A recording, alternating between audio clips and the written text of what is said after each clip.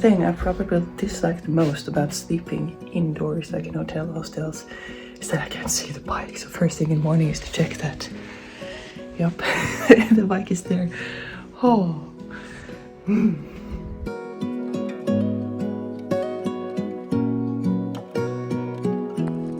A proper good morning to you guys. Welcome to day 3-ish of my trip through the Canary Islands. I'm currently in Gran Canaria. The last day for now. Tomorrow I'm leaving to another island. So let's make the most out of today. I have a little loop planned with some stops on my way back to Las Palmas, because that's where I'm going to stay tonight, because the ferry leaves from there tomorrow morning. And Andre recommended me a little bit of a route up into the mountains and back down again with a couple stops on the way. So that is what we're going to do today.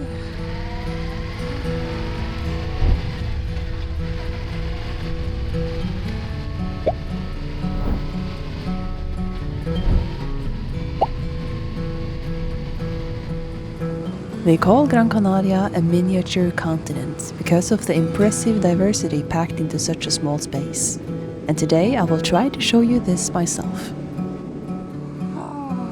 For the last 2 days I've been exploring the south, a land of sun-drenched desert landscape that feels a world away from where we're heading. Because several mountain passes are still closed from the recent storm, I'm backtracking along the famous western cliffs.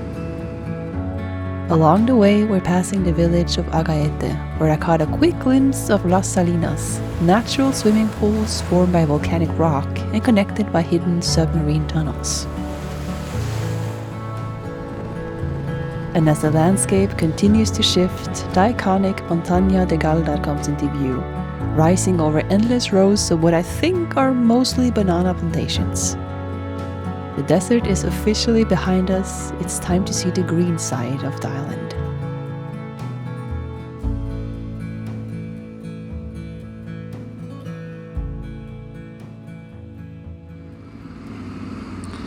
Alright, let's see if we can find our way up into the mountains again through this town here. Hold on. Here. No. Oh, it's okay. And that, my friends, is how you end up on a road you didn't plan on in the first place. But somehow, these surprise routes often turns out to be just as good as anything else.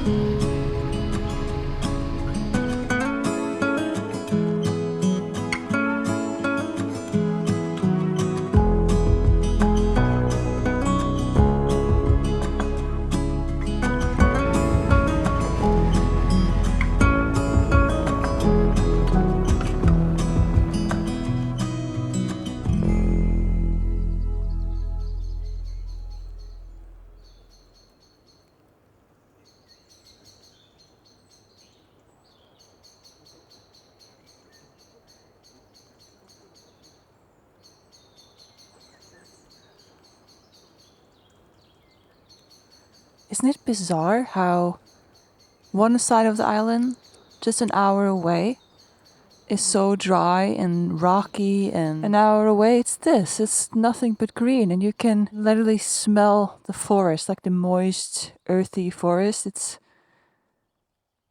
That's crazy.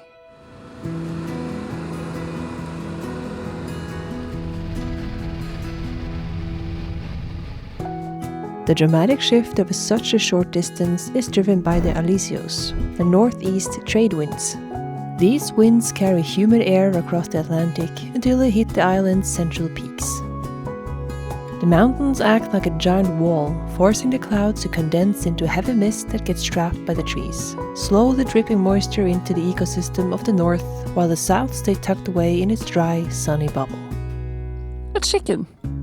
I've seen stray dogs. I don't think I've seen stray hens before. Hi! But it's not just the moisture, it's the ground itself. The north is built on layers of nutrient-rich volcanic soil and porous basaltic lava.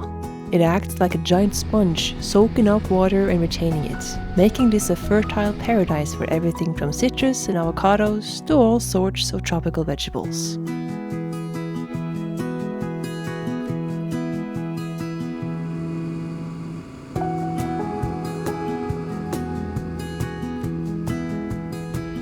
As the road continues to climb, reaching toward 1500 meters, the earthy aroma of the farmlands is replaced by the resinous scent of the Canarian pine forests that thrive up here in a thinner, cooler mountain air.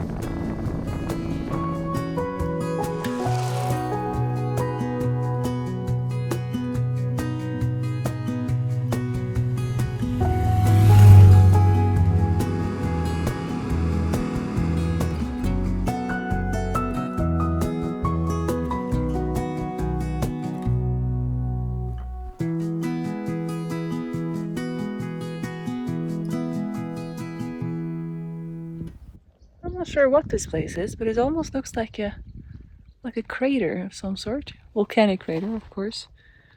And then on the other side,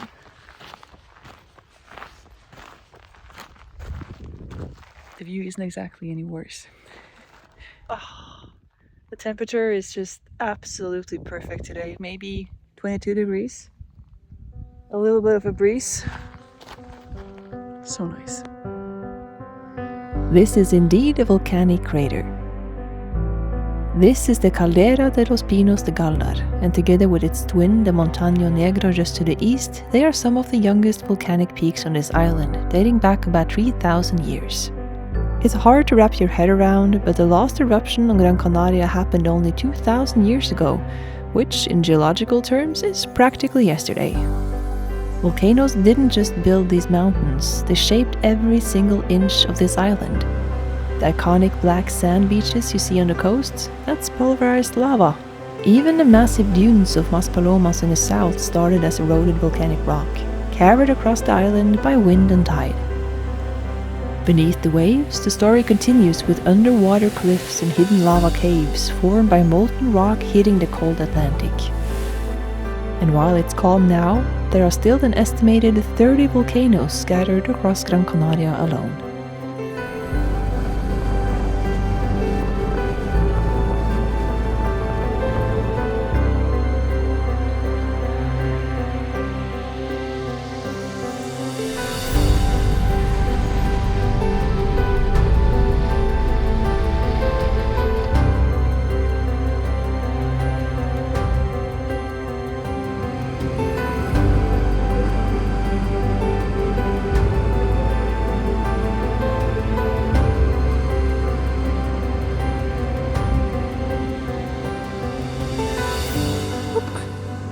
Hello.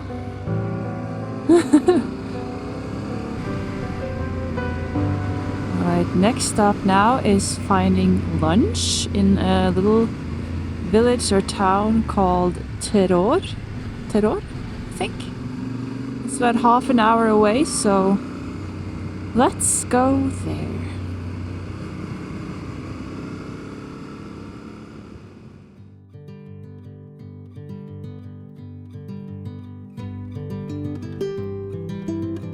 Leaving the high-altitude pines behind, I'm descending into Teror, one of the oldest and perhaps most sacred towns in the Canary archipelago.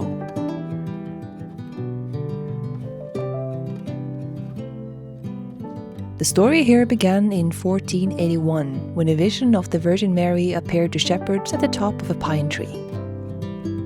Since then, Nuestra Señora del Pino, Our Lady of the Pine, has played a huge role in local life here. And when the Pope proclaimed her the patron saint of Gran Canaria in 1914, this quiet mountain town became the island's religious capital and a major pilgrimage site.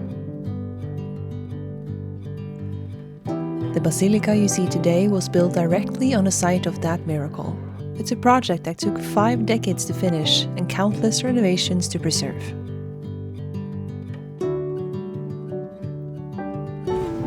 But history isn't the only thing Teror is known for. It's also famous for its pastries. At the local market you can still find traditional sweets like marzipan, aniseed cake and handmade shortbread using recipes that has been around for centuries. It's a great spot to take a break from the bike and see a completely different side of the island.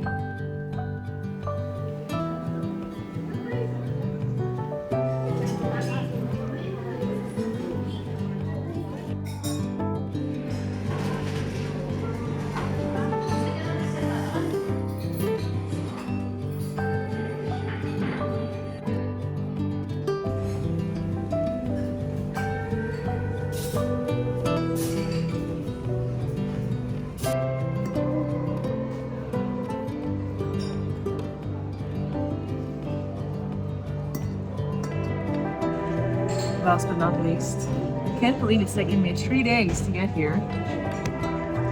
It's great.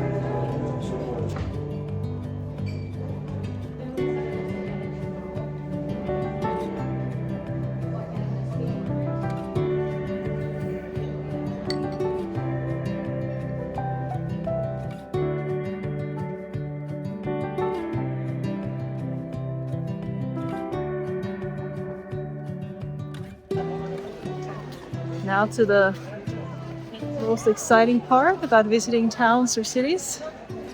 Trying to figure out where the heck I parked my bike. Help! Would you look at that? That was actually very nice. This is the kind of towns or villages. What's the difference anyway between... I mean, a city is a big city. A village is probably smaller than a town. So is it village, town, city? I don't know. It was nice to stop here. Perfect like amount of people and yeah, no, just very nice. Now we are going to make our way down to the hotel and get ready for the ferry tomorrow. I have a little bit of work I need to do as well. And then we'll enjoy, hopefully, the sunset and a good dinner down in the city in Las Palmas tonight. Ah, that's tight. Please don't crash into that bike. Please don't. Please don't. No, we're good. 1, 2, 3, let's go. Ba-da-ba-ba-ba-ba-ba.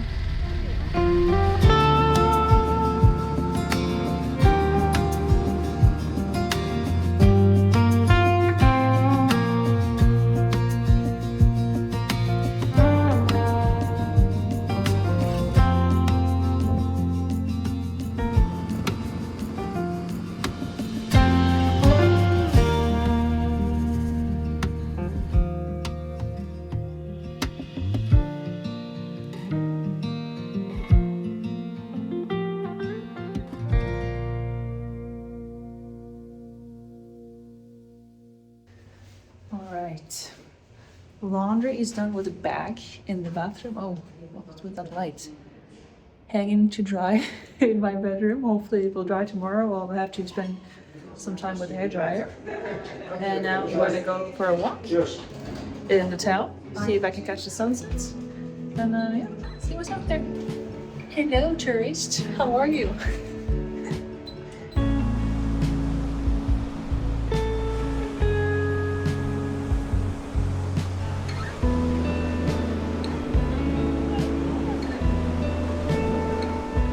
Walking here on the beach in Las Palmas, watching everyone enjoy the evening, I can definitely see why this island is such a favorite for so many people back home in Norway.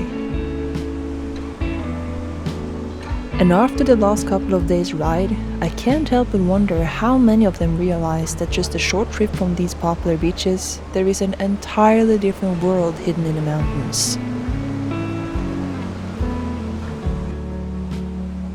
It also made me realize that just as much as I've seen here, the journey has only begun. Tomorrow morning the island hopping starts as I board a ferry to Fuerteventura.